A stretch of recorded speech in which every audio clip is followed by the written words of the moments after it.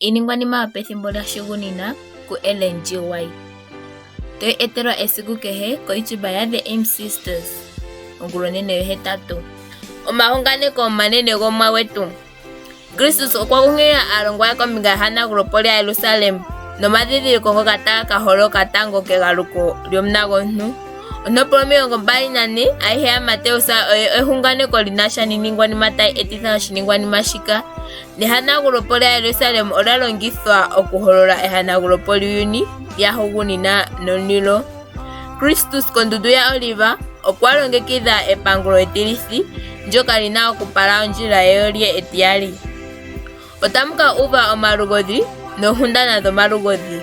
Iigwana tayi ka thikama okukondjithathana, iilongo tayi ka matukilathana, otaku keya ondjala, omikithi nomakakamo gevi okoombinga noombinga. Ayihe mbika etameko lyomayemato. Mateus 24:6-8.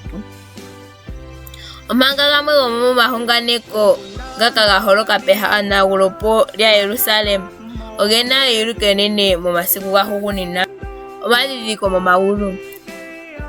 Pehulilo lyomathigathano gompapo omunene, Kristus okwa tseyitha, etango tali ka luudha nomwedhi itagu kemupa uuyelele.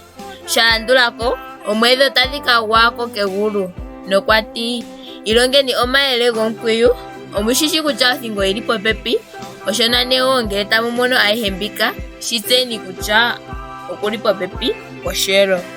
Mateus 24:32-33. Kristus okwa gandja omadhidhiliko ge. Okwa popya opo tushitse sho eli popepi poshelo. Okwati kwaamboka ye wete omadhidhiliko ngaka, oshigwana shika itashi piti sigo ayihe mbika ya gwanithwa.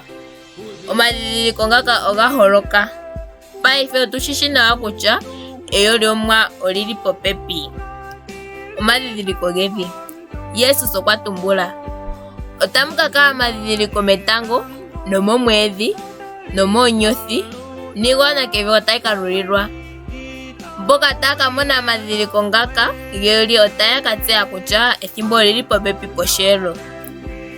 Iigwana kayina evululuko, ethimbo lyomaudhigu olili popepi. Omitima dhaantu otadhi andopitha kuumbanda wiinima mbyoka tayi ya kevi. Ashike mboka ya itaala mOmuwa otaya ka uva ewile mokati komindundumo taliti, ongame inotila. Ondjokonona yiiningwanima iikumithi otayi dhidhilikwa momambo gomegulu. Iiningwanima mbyoka yali ya tumbulwa nakashona otayi ka etitha esiku enene lyOmuwa. Keshe shimwe muuyuni oshili monkalo inayi longekidhwa.